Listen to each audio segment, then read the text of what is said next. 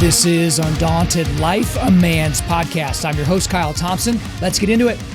Jesus wept.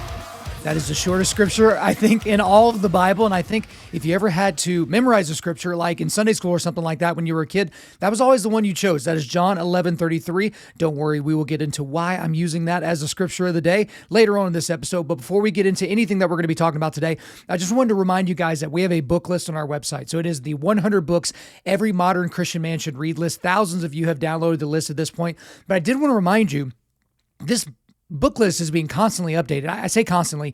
About a half a dozen or so books are added to the list every year, which means about 6 books are taken off.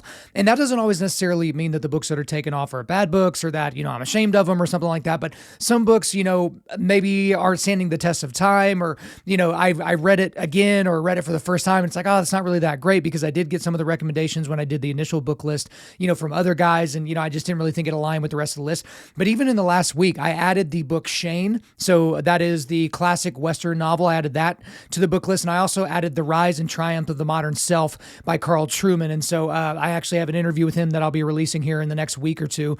And so those were both added to the list. So guys, if you've not gotten the list, it's going to be in the show notes. You just go to Undaunted.Life /book list. So it's just Undaunted.Life /book list to get access to that. Also, just want to remind you, I announced this last week, but a lot of you guys ask about my speaking engagements. Hey, where am I going to be? When am I going to be speaking? Some of those events are not, just open to the public, but I do have an open to the public event actually at my home church at Faith Bible Church in Edmond, Oklahoma on Sunday, September the 18th at 6 p.m. Okay, so Faith Bible Church in Edmond, Oklahoma, Sunday, September the 18th at 6 p.m. If you're not too terribly familiar with this area, Edmond is just north of Oklahoma City, so that's how you can get to us.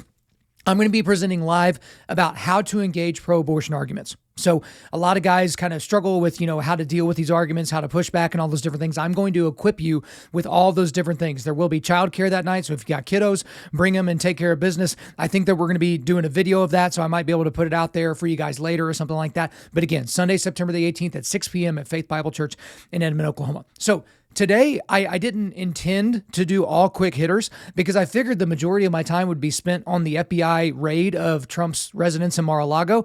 But as we'll talk about here in a minute, there's seemingly not a whole lot there for us to talk about at this point. So it's going to be all quick hitters today. So what we are going to discuss is the FBI raiding former President Donald Trump's home, Afghanistan on the 1-year anniversary of the United States' withdrawal, the Albuquerque, it's a hard word to say and hard word to spell, the Albuquerque serial killer that the mainstream media doesn't want you to know about, the U.S. military's inability to convince anyone to join their ranks, the CDC updates their COVID guidance, improves all of us right in the process, Dr. Fauci being the biggest egomaniac in history, and then some surprising wisdom from a surprising source, and that is the Macho Man Randy Savage. So you'll have to hang with me to the end to figure out what that's about. But let's go ahead and get to the first one here. The FBI raiding former President Donald Trump's home. And again, like I said, I thought I was going to be spending a whole lot of time on this today. I'll be spending more time on this than any of the other stories. But man, there's just there's not a whole lot there for us to go on. It looks like this is going to be dragged out for a little bit. But this is according to the Daily Wire. Federal law enforcement officials removed nearly a dozen sets of classified information this week from former President Donald Trump's Florida residence at Mar-a-Lago, according to a new report. The Wall Street Journal, which reviewed official documents related to the items that were removed from the property, reported that some of the materials removed were marked as top secret and meant to be only available in special government facilities. Fox News, which confirmed the report, said that the warrant gave permission to search the 45 office, that's because he was the 45th president of the United States, all storage rooms and all other rooms or areas within the premises used or available to be used by the former president of the United States and his staff in which the boxes or documents could be stored, including all structures or buildings on the estate. Guys, if that seems broad, it's because it is. Back to the report here. The report said that investigators recovered 4 sets of top secret documents, 3 sets of secret documents, and 3 sets of confidential documents. Investigators took approximately 20 boxes of items from the property, double what had been previously reported after U.S. Attorney General Merrick Garland approved the warrant to search the estate. Trump's response, also according to the Daily Wire, this is going back into another thing here. Those will both be in the show notes. Trump responded on social media by claiming that all the material was declassified and that agents didn't need to seize anything. They could have had it anytime they wanted without playing politics and breaking into Mar-a-Lago, Trump said. It was in secured storage and with additional lock put on it per their request. They could have had it anytime they wanted, and that includes long ago, Trump continued. All they had to do was ask. The bigger problem is, what were they going to do with the 33 million pages of documents, many of which are classified, that President Obama took to Chicago? So, some shots fired there at Obama because apparently this is just a thing that presidents take these documents back with them, maybe to their personal residences, to their presidential libraries, whatever. So I have a lot of thoughts on this. So a lot of random thoughts. So let's just dig into it. There's so much disinformation and misinformation in this story, like a ridiculous amount. It's literally almost impossible to keep track of or follow because last week, as soon as this happened, I think this was last Tuesday or something like that. So by the time you listen to this, it'll be, over a week ago. I remember thinking, oh my gosh, this is crazy. Like this is Banana Republic stuff. This is what you would expect in a third world dictatorship or something like that. Like what exactly is going on? And I figured, okay, let's give it 2-3 days. Let's let the dust settle and then I'll talk about it on the show. But 2 or 3 days passed and there was no big gotcha. Where there was no, okay, well, they released this evidence and it's like, oh my gosh, I'm so glad that they did that. I'm so glad they recovered this. And then Merrick Garland, the attorney general, came out and said that he was the one that personally said that this raid could go on. And we got the warrant, but then the warrant didn't give us that much more information. There were people talking about there was an informant inside the Trump team or something like that. Some people said that Trump stole these documents and refused to give them back, which he's denied. And then this is the common one, which is, oh, he had documents with the nuclear codes on it. Okay, so just a quick aside on the nuclear code thing.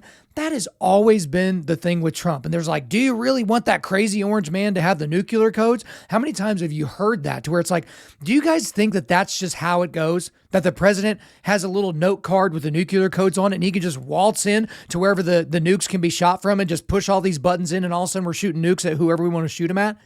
And just think about how dumb that is because we currently have a dementia-ridden president in the White House right now. Who could be told, hey, Joe, don't shoot off the nukes today, okay? Don't shoot off the nukes. I need you to repeat yourself. Don't shoot off the nukes. And then 7 minutes later, he doesn't remember he's even the president of the United States, much less the thing that you told him not to do. So the nuclear code thing is a little bit weird for me. Next kind of random thought is, if you believe the Biden White House had no idea that this was coming, you're a special kind of stupid. I just got to be honest. Like people are like, oh, like immediately the press secretary for the White House came out and was like, oh, we had no idea. We found out just at the same time everyone else did, basically on the news and on Twitter and all those different things. I don't believe that for a single solitary minute. And again, I can't be proven wrong and I can't be proven, well, I guess I can be proven right because we could find out that, there was some correspondence that went there. But I have no faith in the fact that the Biden administration was caught off guard by this. Also, imagine if the shoe were on the other foot here. I haven't seen too many people pointing this out, but imagine if the FBI raided President Obama's personal residence in Chicago during the Trump administration. I mean, they would have went apoplectic. It would have been like someone had shot off the nukes, right? Because just imagine what that would have looked like, right? And there would have been a racial narrative put on there. There would have been this, militarization of the Fed and all these different things. Like, just imagine if that would have been it. But here we are. It happened to Trump, so most people don't really care. It's kind of the thing. Also, this raid happened the same week. Right? This is crazy. The same week that the Inflation Reduction Act, which doesn't actually do anything to reduce inflation, it's actually going to boost inflation, went into effect. Okay. And inside this act, it gave the federal government funding for 87,000 new IRS agents. 87,000 new IRS agents. Okay. So more than doubling the current size of the IRS, making them bigger than most of the other, parts of the government combined. And I just don't see this as a coincidence because do you really assume that they are going to hire 87,000 new federal IRS agents so that they can go after billionaires and big companies? Like, no, That's way too many people to do the things that they purport they want to do. They're coming after middle-class people like you and me. Like that's exactly what's going to happen. And I just don't see this as a coincidence. Also, the FBI is seemingly, again, I don't want to besmirch anybody that's in the FBI community. I know there are some that listen to the show, but the FBI is seemingly the law enforcement arm of the political left now.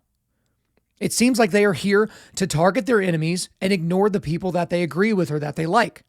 Again, they're targeting Trump here, but do you remember them raiding Hillary Clinton's personal residence because of all the stuff that went down with her email server, right? The destruction of government property, which was illegal and she wasn't allowed to do it. I don't remember that. What about, and again, a lot of people pointed out all these things, Jeffrey Epstein's client list? Why do we not have the names? Jeffrey Epstein's dead, supposedly by his own hand. And then we have his other gal. She's in federal prison now and probably not going to make it very much longer. But what about the client list? Why haven't those places been raided?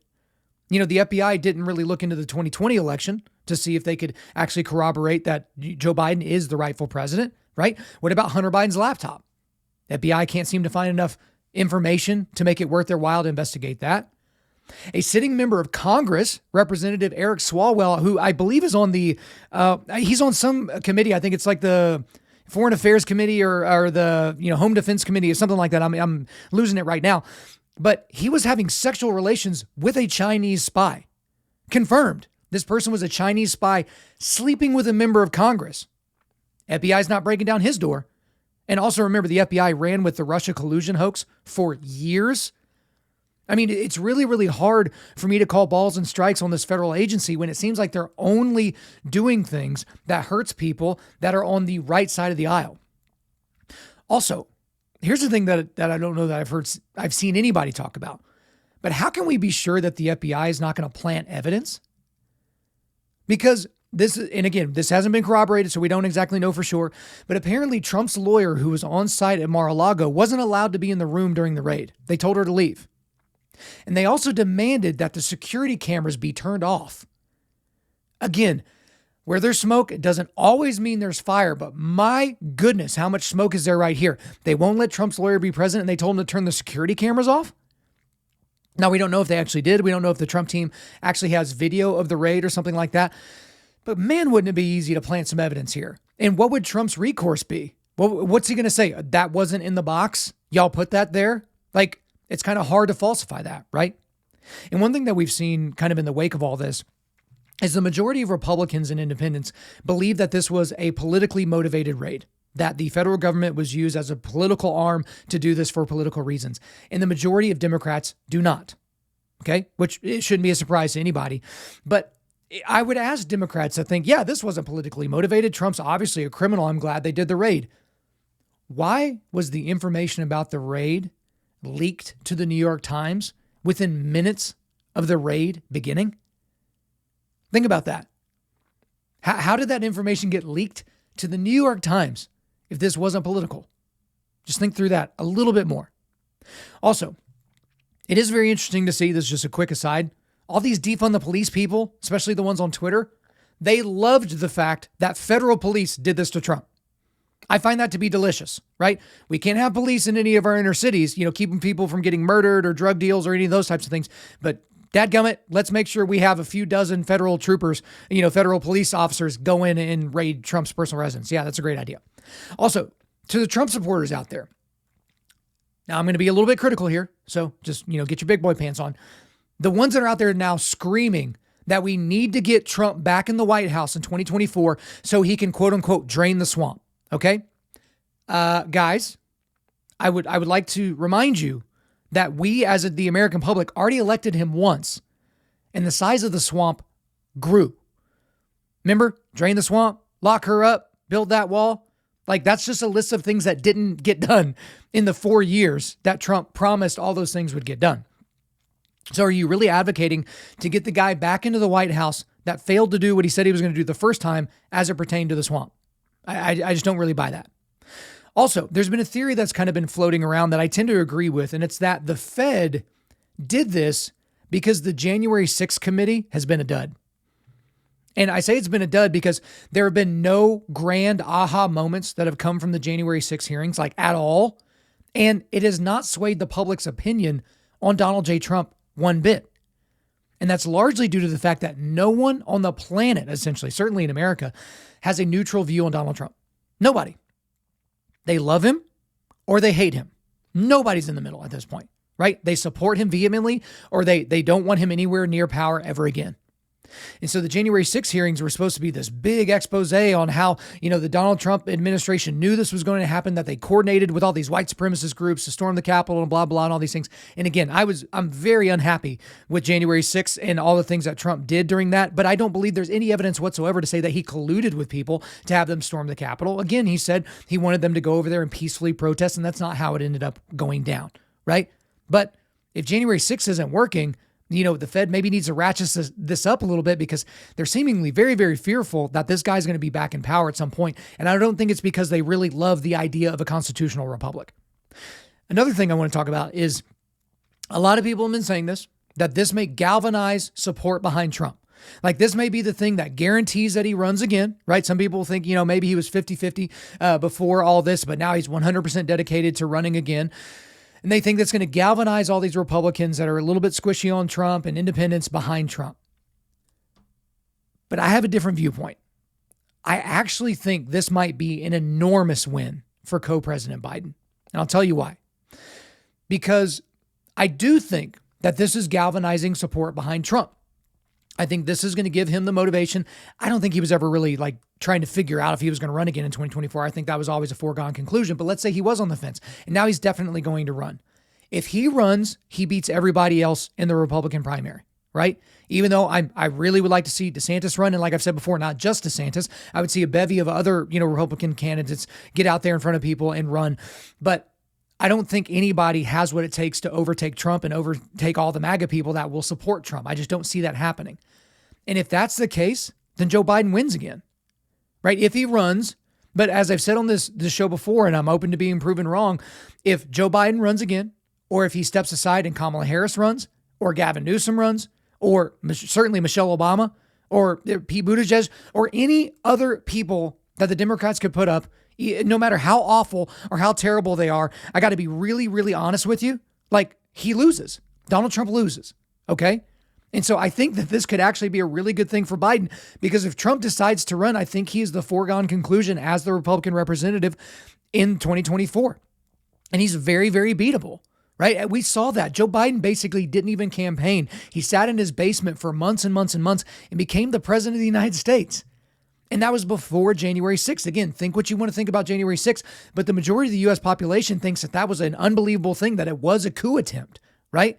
So it may galvanize support behind Trump, but that could be a great thing for Joe Biden and his crew. And the last thing I guess I'll talk about here before we go to the big takeaway is this is going to be in the news cycle for a very, very long time, guys. So if you love following news cycle stories that stay in the news cycle for months and months and months on end, get ready because this is right up your alley because we're going to see a huge and lengthy legal battle between the United States government and Trump now. And who the heck knows how that's going to work out, but it's going to cost tons and tons of money. And again, the U.S. government's going to be fighting against Trump here using your tax dollars. So there is that thing. But let's go to the big takeaway here on this story. As of right now, it looks like the quote unquote deep state that everybody's so scared of, it looks like it really does exist and it really looks like it is targeting Donald Trump. Okay. And this is a very, very important question for all of you to reckon with. But if they can target a former president of the United States, what do you think they can do to you? There are very few people on the planet that have more power, sway, and influence than a former United States president. And they just basically kicked his door down and said, hey, you can't stop us. And there's some people that think that the warrant that was issued in this case was way too broad, a violation of the Fourth Amendment, which could end up being true because warrants like this have to be very, very specific. If you're doing a raid, you have to know what room you're going to be looking in, what file cabinet you're looking for, and all those different things. But this was a very, very broad warrant to where they could basically just walk around Mar-a-Lago and just kind of look through whatever they wanted to look through. So if they can do that to Trump, if you've maybe made some mistakes on your taxes or you've been a little bit withholding on some of your taxes, no pun intended, what do you think they can do with you and your personal residence? What if down the line, there are way more anti-gun people that are in the government, right? What happens if they kick your door down and they're going to look for all your firearms? just to, make sure obviously that they're all registered to you and that they're all being held safely, blah, blah. We just want to check and make sure. Like, none of that is off the table here. So there are a lot of things to take away from this story. To be honest with you guys, unless something big happens on this story, I'm probably not going to mention again until we have some sort of absolution on this. And unfortunately, I just don't think that's going to be coming for a very long time. All right, next quick hitter here. Afghanistan on the 1-year anniversary of the United States' withdrawal. So if you weren't aware, on the 15th, so that would be Monday. So on the 15th. So this, if you're listening to this on time, this was yesterday, August the 15th, is the 1-year anniversary of when the Taliban overtook Kabul, when the United States had to get all their ambassadors out of the way. And, the United States wasn't completely out at that point, but Afghanistan had fallen by the 15th of August. So this is according to Holly McKay on her Substack, and this will be in the show notes, obviously. It's been a year since the U.S. finally withdrew from Afghanistan on August the 30th, after occupying the country for more than 2 decades. The Biden administration's hasty removal of U.S. troops led to chaotic scenes at Kabul's international airport, with Afghans clamoring to leave before the Taliban took over. At least 170 people and 13 American service members were killed by twin ISIS-K suicide bombs at the airport gates. And while more than 100,000 Afghans were airlifted out of the country, it is believed that up to 80,000 Afghan allies who worked in some capacity to support the United States mission are still left in limbo. And guys, I don't want to take any of her thunder, but she does read this on her dispatch. So if you search dispatches with Holly McKay in your podcast feed or something like that, you can get on there, but also you can get on the Substack and read the rest of it. But there are a bevy of problems that were left behind when the United States decided that it just wasn't worth it anymore for them to stay in whatever other motivations there were. So essentially, women have no rights again. Okay, so you see these women that are basically begging for food on the street, head to toe covered in burqas and different things like that. It's horrible for women right now in Afghanistan. And for girls specifically, they can't go to school again, right? Because in this culture, again, we're not supposed to compare cultures. This culture is better than that culture. But in that culture, they don't believe that girls should be educated at all. So yeah, I think it's okay for me to say that our culture is better than their culture. Also, Afghanistan's economy right now is almost completely propped up by foreign aid, which doesn't bode well for their currency, doesn't bode well for anything. There are a lot of people right now that are using the majority of their money to buy food. And most Afghans, as we see now from statistics and reports from on the ground, they barely have enough money for food. And this was another stat that I found was crazy. I think this was from Holly's report, but around 90% of Afghanistan's health clinics are closed now. They were open a year ago, but they're closed down now because of lack of funds. So there was a big earthquake that happened over there in Afghanistan. It's like, okay, yeah, when it rains, it absolutely pours, but there was a big earthquake. A lot of people died. A lot of people were injured, and they couldn't even really treat the people that were injured over there because they didn't have the funds for it. Because the Taliban, and this is the other thing, when your country is run by an Islamist, fundamentalist terrorist organization like the Taliban, can you assume that they're going to be getting all of that aid to the appropriate places and appropriate people? Of course not. So the big takeaway here, because I know a lot of people are going to be talking about it this week, and I don't want to necessarily steal any of their thunder. This is already a distant memory for many of us, the fall of Afghanistan and our withdrawal, but it shouldn't be. And I constantly remind you guys of this because you're going to see it in the news cycle this week for a day or two because we're going to be at the 1-year anniversary, and then we're going to forget about it again. Because Trump's going to say something in public, or some celebrity's going to die, or some celebrity breakup's going to happen, or your favorite team's going to lose their best player. Something like that's going to happen, and we're not going to be thinking about this anymore. But we need to be thinking about this because all of those people over there in Afghanistan that are suffering right now, they are made in the image of God, whether they believe in God and in the Judeo-Christian ethic or not. And we should want those people to be protected and cared for, right? And that's something that the United States was doing, and now we're not. So we basically created this quagmire. We created this situation, and then we decided to pull out and, we'll just kind of let the chips fall where they may. But unfortunately, most of those chips caught fire, and it's been terrible for the people of Afghanistan. But also, this is a monument to horrifically bad leadership. So it starts with co-president Biden because he is in charge of the entire federal government and this response. So ultimately, the buck has to stop somewhere. And so it stops with him, even though he's not even sentient enough to be able to make a call left or right on anything. But also, all the generals, all of our generals and, higher ups in the military that will be getting promotions along the way, that when they retire will get these plush, cush jobs with military contractors, will be on boards of directors, will be getting paid oddly high amounts of money to give speeches. We have to remember that the lack of leadership that was shown and the lack of fortitude shown by these men is causing the detriment of hundreds of thousands of people in the country of Afghanistan. And we can't ignore that.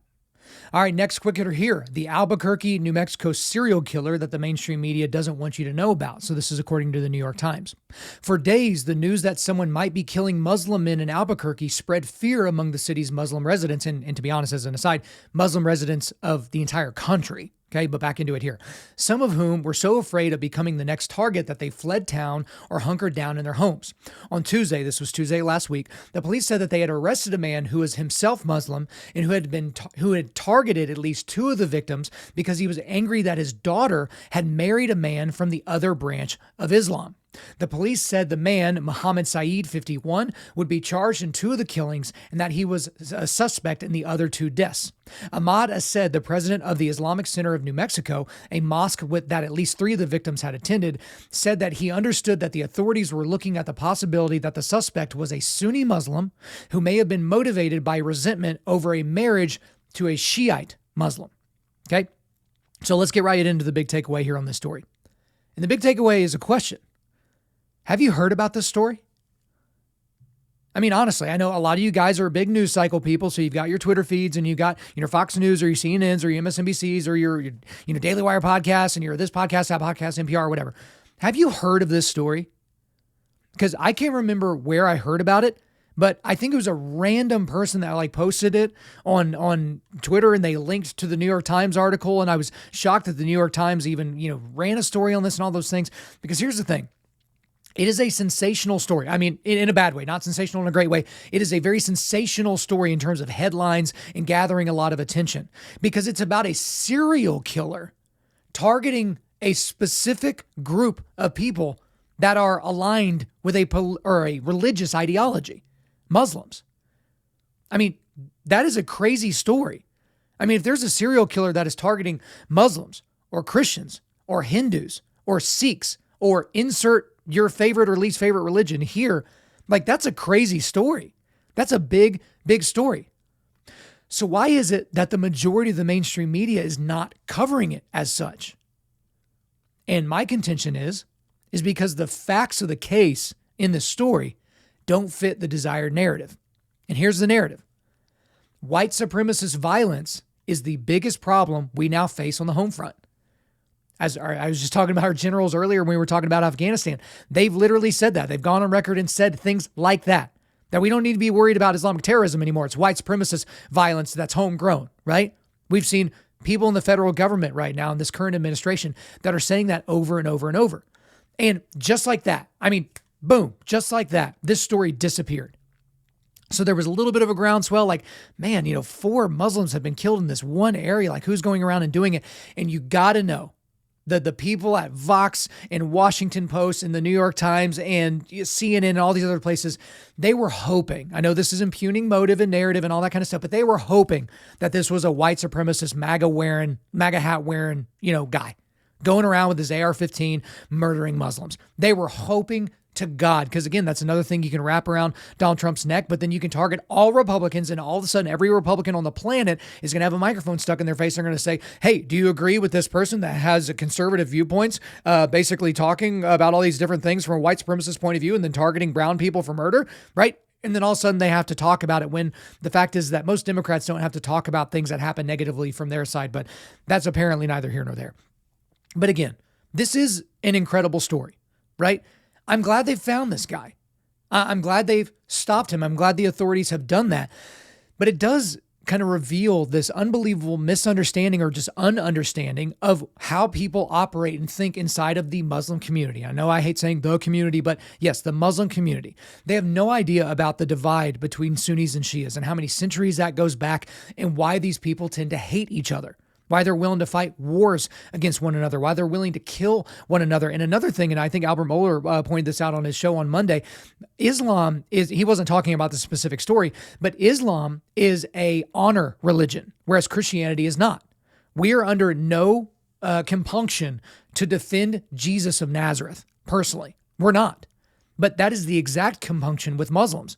That's why you can't even draw pictures of Muhammad. When people said, hey, we're going to have a Muhammad, drawing contest or something like that, those people were attacked by terrorists or were attacked by, Muslim zealots or something like that.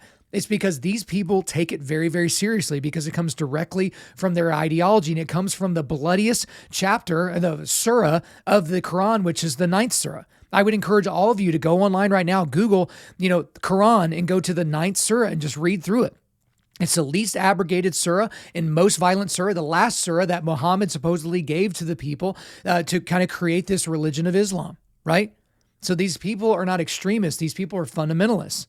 And so this particular guy found it honorable to kill these men because he was angry that, someone, I think, what was his daughter or something like that? I already forgot what they said in the story, but that this particular person was so mad as a Sunni that there would be somebody that would marry a Shiite. So you guys have to understand that. On my book list that I talked about from the top of the show, I have 2 books by Nabil Qureshi, the late Nabil Qureshi, who was a Muslim that turned into a Christian. So one is called No God But One. That's a more academic comparison of Islam and Christianity. And then he's got his memoir, which is Seeking Allah, Finding Jesus. And so he gets into both of those about the differences. So I highly, highly recommend those 2 books from our book list. All right, next quick hitter here. The United States military's inability to convince anyone to join their ranks. So this is according to NBC News. Every branch of the U.S. military is struggling to meet its fiscal year 2022 recruiting goals, say multiple U.S. military and defense officials. And numbers obtained by NBC News show both a record low percentage of young Americans eligible to serve and an even tinier fraction willing to consider it. Last month, Army Chief of Staff General James McConville testified before Congress that only 23% of Americans ages 17 to 24 are qualified to serve without a waiver to join, down from 29% in recent years. An internal Defense Department survey obtained by NBC News found that only 9% of those young Americans eligible to serve in the military had any inclination to do so, the lowest number since 2007. So in this story, as you've heard people kind of report on this, there are the reasons that are given for this phenomenon, and then there's the real reasons, right? So let's get into the given reasons. The first one is given is obesity, right? Our kids are way too fat, which is obviously and completely true. Then we have drug use. These kids can't get through the screening without a waiver because they've used drugs, right? And they're honest about it, right? A lot of our kids are using drugs. Also, criminal records. A lot of our young people have a criminal record and they can't join the military because of that. But also people have mentioned the growth of the civilian military divide. As we've heard about from a lot of people, a tiny, tiny, tiny percentage of the United States population serves in the armed services. And so there is this divide where it's like, okay, that's something that they're doing. That's their job. I have nothing to do with that. Whereas in previous generations, the civilians and the military were more intertwined than they are today. So those are the given reasons, but I'm going to go into the real reasons. Okay. So let's get into what I see as some of the real reasons for this. The first thing is this. Young people are being told that this country is awful, that it's racist, that it's colonialist, that it's bigoted, that it's terrible, right? So why would you sign up to fight and potentially die for an evil country like the United States of America? Again, our young people are getting a steady diet of that narrative. And so if someone turns around and says, hey, you should join the army, well, is there a chance I'll die? Yeah. Well, why would I sacrifice for you guys? Like you're propagating, systemic racism or just make up any number of other issues that don't actually exist, right? That's a problem. Also, young patriots, right? The patriotic among us, right? In the young ones, they don't want to volunteer for a force that's going to force wokeness down their throats. They don't want to join the military and then have to put their pronouns in their, email signatures.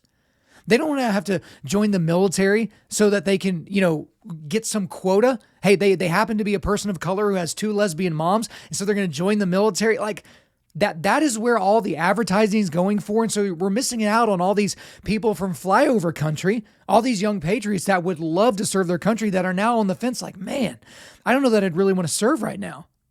And look at people that were in the military basically saying, yeah, I don't know if I would want my son or daughter to serve. Like that's a big deal. And also that really gets into the next point, which is that patriotic families, they're not encouraging their children to join. And it's partially due because of the inept military leadership that I've talked about now, 3 times on this show?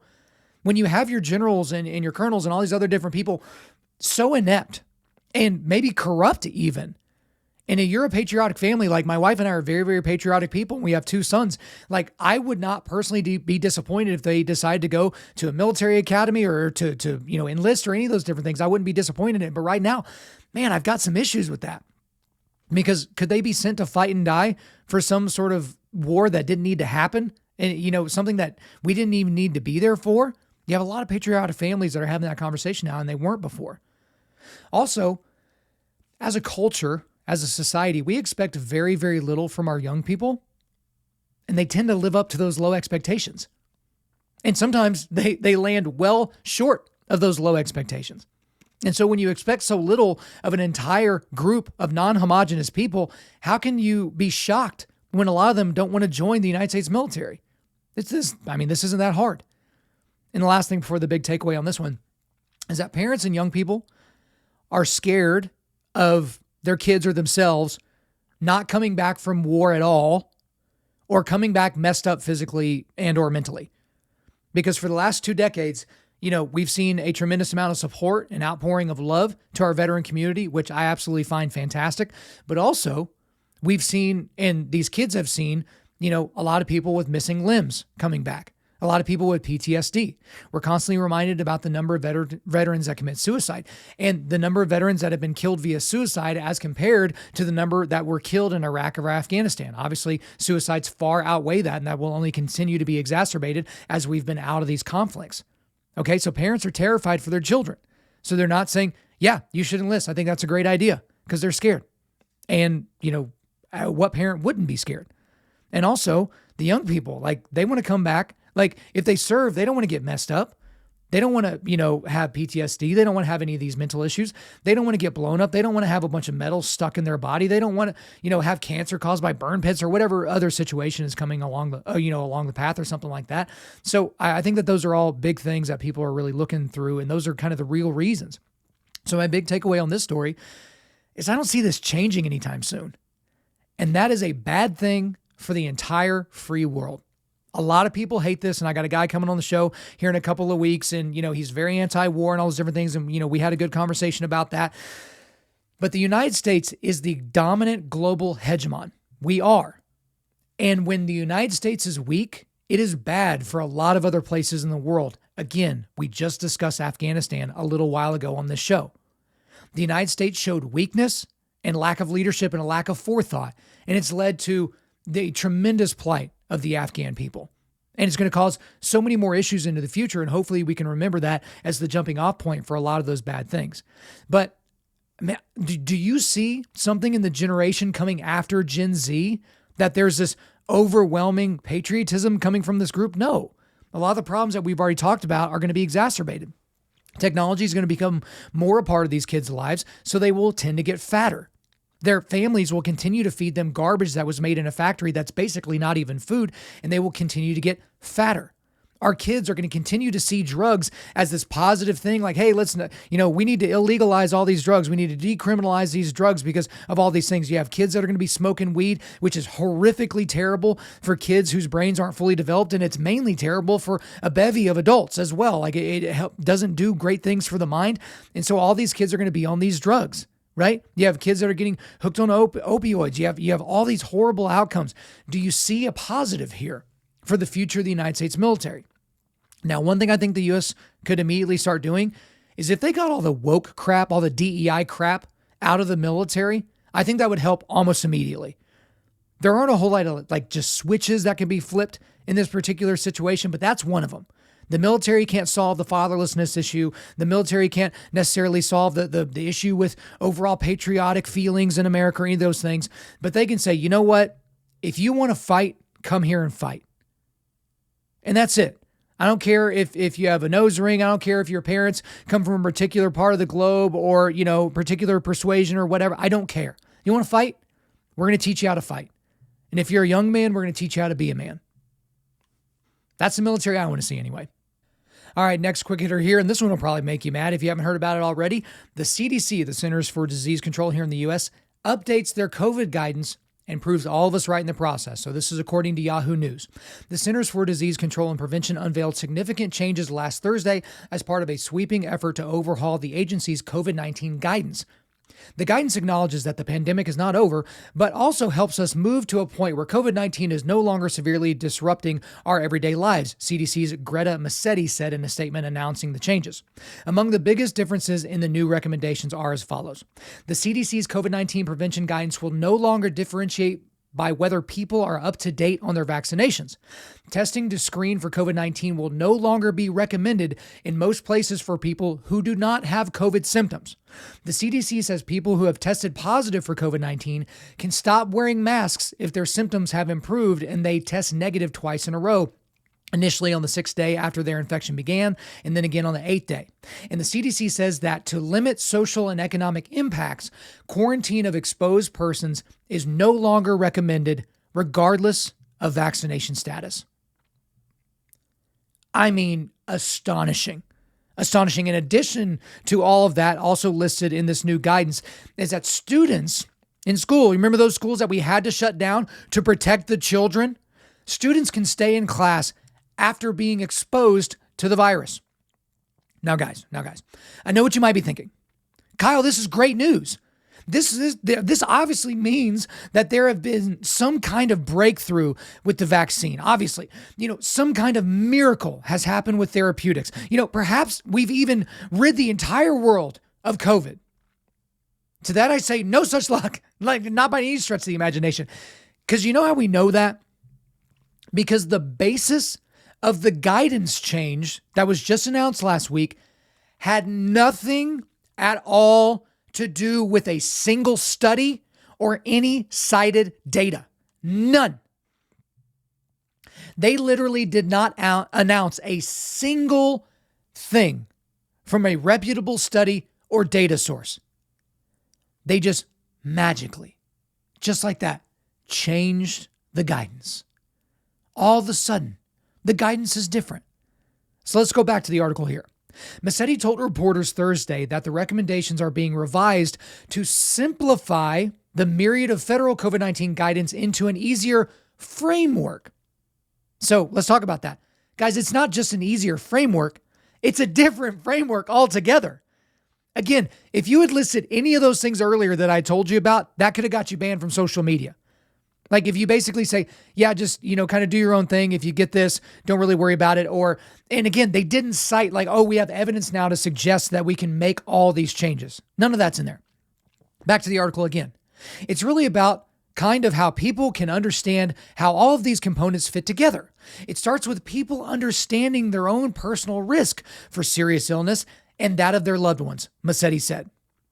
So I would like to just give a nice little slow clap. Thank you to the CDC for saying what we've literally known all along, but have been discouraged to practice. And that is people can make up their own minds regarding their personal health. We do not need the federal government telling us how to care for ourselves or how we evaluate our own personal risk for illness or anything otherwise. But what an unbelievable statement from the CDC. It starts with people understanding their own personal risk for serious illness and that of their loved ones. Yeah?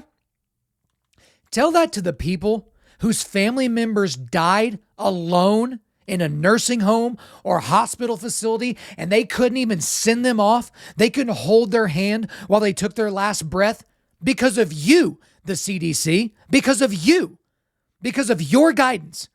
And if you said, hey, we're really, really sorry about that. There's nothing that we could do to overcome what we did. That was the information, the data we have at the time. We're smarter now. We've got more information.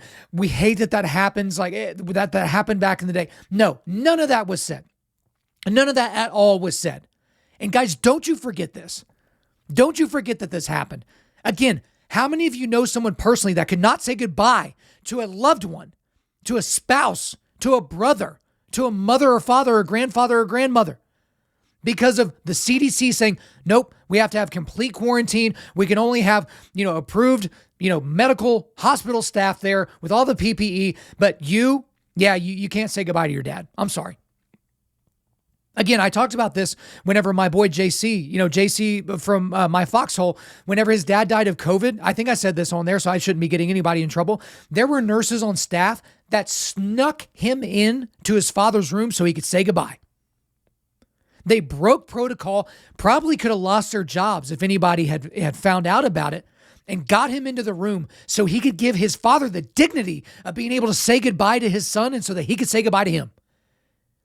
It took somebody risking their livelihood for that to happen because of the CDC. And now they just change it. And isn't the timing really interesting here? Because first of all, it's right as school is starting back. Why didn't they announce this 2 months ago? Again, no data changed. No new information came in. Why didn't they announce this in January or April or June or any time right before back to school? Oh, we just wanted to, streamline this and make it easier. Is that it? Or could it have to do with the next bit of interesting timing? And that this is right before the primaries, right after the primaries and right before the midterms. So they got through the primary season and, their announcement could have affected some different people's races. And now we're on to the midterms. Again, sometimes things are coincidences and sometimes they're not. And gosh dang it, I don't think this is a coincidence by any stretch of the imagination. And again, all those things that I listed earlier, hey, make your own decisions. Hey, we shouldn't be telling our kids that they can't go back to school for 2 weeks because, they were around somebody that had the COVID sniffles for half a second or something like that. All that stuff could have got you kicked off of social media. And the problem is those things were true the entire time, but the CDC just didn't want to acknowledge it. And that leads to the big takeaway on this story. Guys, this was never about public safety. It was about control. Again, I'm not some sort of COVID conspiracy theorist. No, this was released on purpose by the Chinese for some sort of global domination ploy and all these different things. Like, I know there's a lot of crap that's going on behind the scenes that we will likely never know about the vaccines, about the money that's going around and all those different things. But this was never about public safety. This was never about protecting grandma. This was about top-down totalitarian control from governments all around the globe. And to that, I do see some collusion, right? Because when one country, Sweden, is the only one that's like, yeah, we're not locking down. We're not locking down the entire society. We're not telling kids that they can't go to school until we feel comfortable with the fact that they're going to school. It was about control. And as I've said a lot of times on this podcast, on other interviews that I've done, and everywhere that somebody gives me a microphone, it's not about this push. It's about the next push. It's always about the next push. So for churches out there that were really, really concerned when their local magistrates were basically telling them when, where, how, and if they would be able to worship, it wasn't really that bad this time, right? You had some guys, some John MacArthur's and all that, some lions that were actually standing in the gap and pushing back against that darkness. But this isn't the big one. Again, we're a couple of months away from flu season, guys. And remember what I said about flu season? That if you're going to lock down schools and keep your kids out of school and make them wear a mask and make them get a vaccine every year for something that has a lower death rate for children than the flu, well, what if there's a big time flu outbreak? We shutting down schools again? Are you taking your kids out of school? Are you going to be okay with the university or the high school or whatever, making your kid that's in band wear a mask that has the mouth and nose part cut out so that they can play their woodwind instrument? Are you going to be cool with all that? Because a large percentage of our population is cool with that. And the powers that be know that now. They know how far they can push before they get pushed back. And they know that the next time they can push a little bit farther than they did the time before. And it's going to be right for the taking for them. All right, next quick hitter here, and this goes with the last one. Dr. Anthony Fauci might be the biggest egomaniac in history. Now, you can probably talk about some other egomaniacs, maybe Julius Caesar, Napoleon, something like that. But Fauci, my goodness, last week, and someone needs to get this guy a mirror, okay? So he was doing an interview in front of a live audience. It was a small venue. To be honest, I didn't spend a lot of time trying to figure out what it was about or why he was there because I frankly do not care. But he and this was crazy, the optics, because this literally happened last week. He and the interviewer were unmasked on the dais, basically, talking back and forth in their comfy chairs. Everyone else in the crowd is masked, like all of them. But Fauci and the guy that, is interviewing him and they're in close contact within 6 feet of one another don't have to wear a mask. Okay. So let's actually go to the clip here because I want you to hear what this guy had to say. It's called the Fauci effect, which is sort of like, as trust me, I don't get excited about that. I mean, it's nice, but I mean, people go to medical school now. People are interested in science, not because of me, because most people don't know me, who I am. My friends know me, my wife knows me, but people don't know me. It's what I symbolize. And what I symbolize in an era of the normalization of untruths and lies and all the things you're seeing going on in society from January 6th to everything else that goes on, people are craving for consistency, for integrity, for truth, and for people caring about people. So there's a lot of stuff to break down there, but let me just get into some specifics in case you missed it. So he says it's called the Fauci effect. It's called the Fauci effect. No. No, it's not called that. He called it that. No one on the planet said the Fauci effect before Anthony Fauci decided that that was going to be a thing. It's kind of like when someone gives themselves their own nickname. It's a little bit weird, even if it's a cool nickname, but it's kind of cooler when someone else gives you the nickname. Like that kind of makes a whole lot more sense. But it's called the Fauci effect, like giving your name to this thing that is overwhelmingly positive, but also he thinks that he honestly thinks that people are going to go to medical school so they can be like Dr. Fauci someday. Kind of like when you were a little kid and you were dribbling in the driveway and putting up some jump shots because you thought you were going to be Michael Jordan someday, or you're out there, throwing the ball around because, someday I'm going to be Aaron Rodgers or whatever, right? That's what he thinks. He thinks little kids are watching CNN and reading the Washington Post thinking, man, I really want to be like Dr. Fauci someday. I'm going to work really hard in school so I can get into medical school so I can be like Dr. Fauci. Really? Really? You self-serving narcissistic weirdo. But also, the biggest and richest thing of all this, aside from the fact that he called it the Fauci effect, what a tool. He thinks that this is a symbol of integrity and truth. He thinks that he himself, rather, is a symbol of integrity and truth. To which point you would need to ask yourself, how many times since the beginning of 2020 has Dr. Fauci said something only to go back on it and renege it later? How many times? I have lost count, and everyone has lost count. Like that is the reality of where we're at right now. So when you talk about integrity and truth, but truth keeps shifting around and you're not basing your presentation of that truth on any data or any new discovery, then why should we take you seriously? But again, he thinks he's a symbol of integrity and truth. And the big takeaway on this, because I need to stop talking about it because he makes me so mad, why did we ever listen to this person? And I'm going to go and answer the question that I just asked you. Because we thought he was legit. When he was coming up there and when all of us were terrified. And again, don't do this revisionist history. You were scared. I was scared. Everybody was scared of COVID. You were scared that you were going to walk past somebody in public and get these, cooties that were flying through the air and that it was going to kill you and your entire family, right? You thought that COVID lived on surfaces because they told us it lived on surfaces. There are people still today that think that COVID lives on surfaces. That if you have COVID and you lick a countertop, that somehow the next person a week from now is going to brush their elbow up against that countertop and they're going to get COVID and probably die from it. There are still people that believe that. But we listen to Dr. Fauci because we want to believe the experts. We want to. We want them to be smarter than us. We want them to take care of us. We want them to have our best interests at heart. We want that so desperately. So we're willing to go along to get along. We're willing to go along with some of the things that they're saying, even if they don't quite sound right, even if we don't really agree with it, even if it doesn't seem to make sense, we just go with it. But here's a great example, guys, of when you follow someone like that, and there's nothing with which to base checking them, right? So I'm all for you following a pastor as they follow Christ, right? But we've been given the Bible.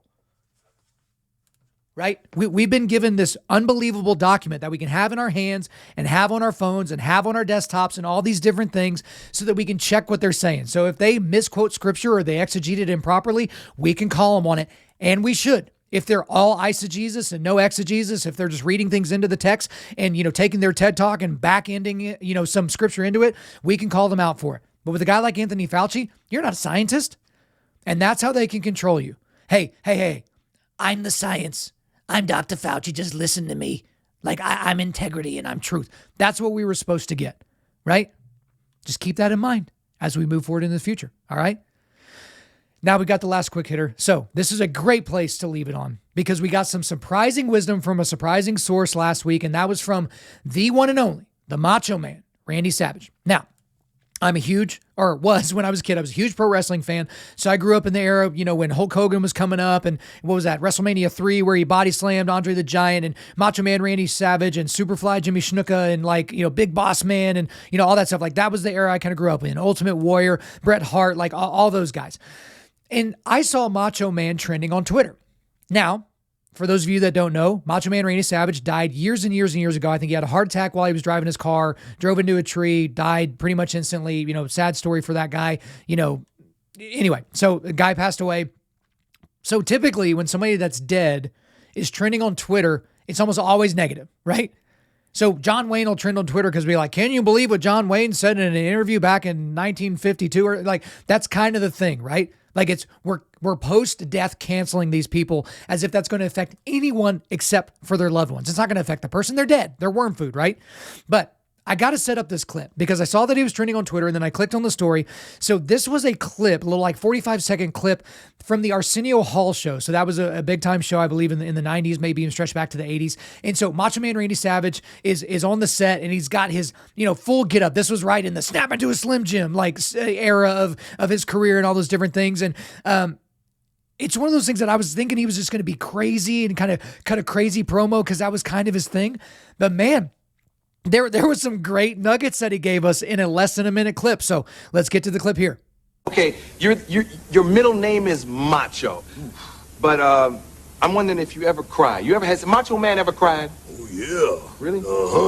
It's okay for macho men to show every emotion available right there, because I've cried 1,000 times, I'm gonna cry some more. But I've soared with the eagles and I've slithered with the snakes and I've been everywhere in between. And I'm going to tell you something right now. There's one guarantee in life, and that there are no guarantees, yeah. And understand this.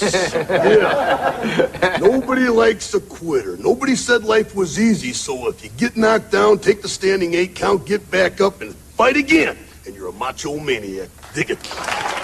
I mean, I absolutely love that. I mean, that was great. I remember just thinking to myself, how about that? Macho Man Randy Savage. So again, he's talking about crying. He's talking about all these different things. So I want to pull one quote out there and then we'll kind of wrap up. So this was a quote. Nobody likes a quitter. Nobody said life was easy. So if you get knocked down, take the standing 8 count, get back up and fight again. Okay. Now I would have done it in his voice, but I can't do too much of that. I had a little bit of Fauci in me today, but I'm not trying to be hoarse for the rest of the week. So here's my big takeaway on this story. So it may seem like a stretch, but it's definitely not. Don't take stoic Christian manhood too far. So from the very beginning of the podcast, I quoted Jesus wept. Okay.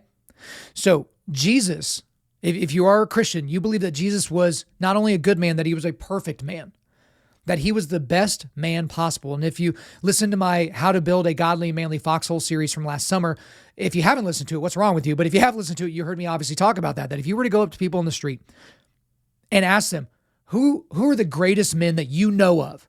So it could be someone you know personally, a family member. It could be somebody that you've read about from history. In the examples I threw out, maybe it's your mom, maybe it's your dad or your uncle or your brother, the best example of a man you know. Maybe it's George Washington or Theodore Roosevelt. Like maybe it's a modern example. So maybe you're looking at a guy like Tim Kennedy or Cam Haines or Jocko Willink or one of those guys. That's your people, right? Like that's what a man is. And so that's what I want to be someday. That's what I want my sons to be someday. And I'm not saying those aren't guys that you should look to. I think there's a lot of lessons that you can glean from those guys. But I think we would all admit, and they would have all admitted, whether alive or dead, that they're not perfect.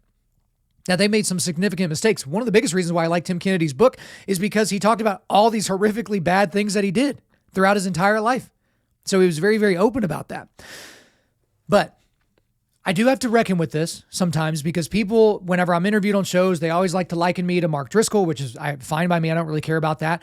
But it's about the pendulum swinging too far to the tough guy, 4-wheel drive, beer drinking, beef jerky eating Christian man, right? Never cries, never shows emotion and all that. And the thing is, as I've said over and over, and I will say again now, that is caricature masculinity. As my good buddy, Pastor Joby Martin said, all those things that you listed, throw in college football, throw in, fighting and training jiu-jitsu and drinking whiskey. Those things don't make you a man. They make you awesome, but they don't make you a man, right? And I believe that. But I think that there are men out there that are taking this stoic Christian manhood thing, which I co-sign and think is a great thing. They do take it too far. That they don't deal with the emotions that are inside of them, and they don't express themselves in a way that is healthy or positive, right? So they would much rather bottle up all their emotions than to ever cry. They would much rather bottle up all their emotions or have some sort of bad and negative thing that they do in their life as opposed to just talking to somebody about why they're feeling the way that they feel. Some men go all the way to where they eventually take their own life because they can't find another way to deal with whatever plight or pressure that they're feeling. Okay? So Jesus is our ultimate example of manhood and what being a great man is. And he wept. He cared deeply. He cared about his friends. He cared deeply about his family.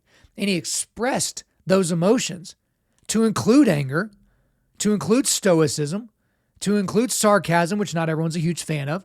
He did all those things. If you read through the gospel and read it with a little bit of color, right, and a little bit of vigor and a little bit of personality, you get all that from the man of Jesus. That's what John Eldredge pointed out in his book, The Beautiful Outlaw.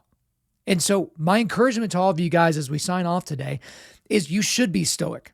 You should be able to control your emotions. You should be meek. You should be able to have a tremendous amount of power within you, spiritually, mentally, and physically, that you have under voluntary control or under the control of the Father to be unleashed when he thinks it should be unleashed. I think all that, I think that all that is incredibly, incredibly positive, okay? But don't go too far. Don't be the lone wolf guy. Don't be the guy that doesn't need anything. Don't be the guy that is just constantly pulling himself up by his bootstraps and not asking for help. Don't be the guy that is not serving or being served inside of the local church. Don't do any of that. Because, in the words of Macho Man Randy Savage, nobody likes a quitter. Nobody said life was easy. So if you get knocked down, take the standing 8 count, get back up and fight again. And guys, sometimes the trajectory of that is that you got to let your guard down a little bit. You got to cry a little bit. You got to lean on a friend. You got to lean on your foxhole. You got to lean on your wife. And that's all good. It'll make you stronger. It'll make you better. All right, guys, before we let you go, we are going to do a quick resilience boost. At Undaunted.Life, our mission is equipping men to push back darkness with content that forges spiritual, mental, and physical resilience. So I've got a link to our 100 books every modern Christian man should read list. And then all the other links are from the stuff that I talked about during this entire episode. So I hope you guys enjoy it. All right, guys, thanks so much for listening to the show. We do appreciate it. Wherever you're listening to this, please subscribe, rate, and leave us a positive 5-star review. If you want to come and speak live at your event or on your podcast, just shoot me an email to info@Undaunted.Life. That's info@Undaunted.Life. Follow us on Instagram and like us on Facebook, and check out our website for everything else, including how to donate to keep more content like this coming your way. Just go to www.Undaunted.Life. And also, we want to thank the band August Burns Red for allowing us to use their music for our content. It's awesome, isn't it? The music on this podcast is their song Cutting the Tides, which is off their 10th anniversary re-recording of their album Leveler. The links are in the description. I'm your host, Kyle Thompson. Remember, keep pushing back darkness. Keep forging spiritual, mental, and physical resilience. Keep seeking the Lion of Judah.